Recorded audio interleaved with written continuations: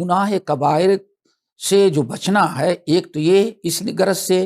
کہ جب تک ہم کبائر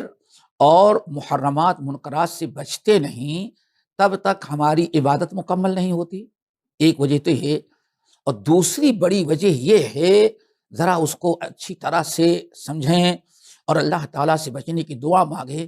کبھی ایسا ہوتا ہے کہ بہت سارے کبائر گناہ ایسے ہیں، عام طور پر اس پر نگاہ نہیں ہوتی، اس لیے میں یاد دہانی کرا دینا چاہتا ہوں۔ بہت سارے گناہ ایسے ہیں، اتنے خطرناک ہوتے ہیں کہ گناہ تو ہے ہی ہیں، لیکن گناہ ہونے کے ساتھ ساتھ وہ انسان کی ساری نیکیوں کو ختم کر دیتے ہیں۔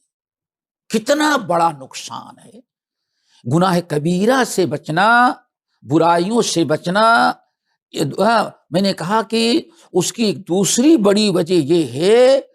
کہ ہم لوگ برائیوں سے کیوں بچیں، اس لیے بچ رہے کہ کبھی ایسے گناہ بھی ہیں کہ انسان اگر ان گناہوں کو کرتا ہے تو اس کی عبادات رائگاں اور برباد چلی جاتی ہیں،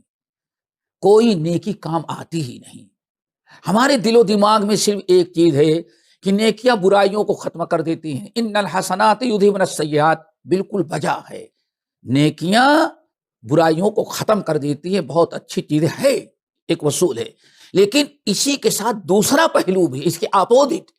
کہ کچھ گناہ بھی ایسے ہیں جو نیکیوں کو بھی ختم کر دیتے ہیں، اور ہمارا خیال اس پر نہیں جاتا، صرف ہماری نگاہ جاتی ہے کہ نیکیاں کرو، برائیاں معاف ہو جاتی ہیں۔ تو ہم اپنے تمام ساتھیوں سے یہ گزارش کرنا چاہتے ہیں اور اس بات سے آگاہ کرنے چاہتے ہیں کہ بالکل اس پر ایمان رکھیں کہ نیکیوں سے برائیاں ختم ہو جاتی ہیں، لیکن ساتھ میں یہ پہلو بھی بڑا خطرناک ہے کتاب و سنت کی روشنی میں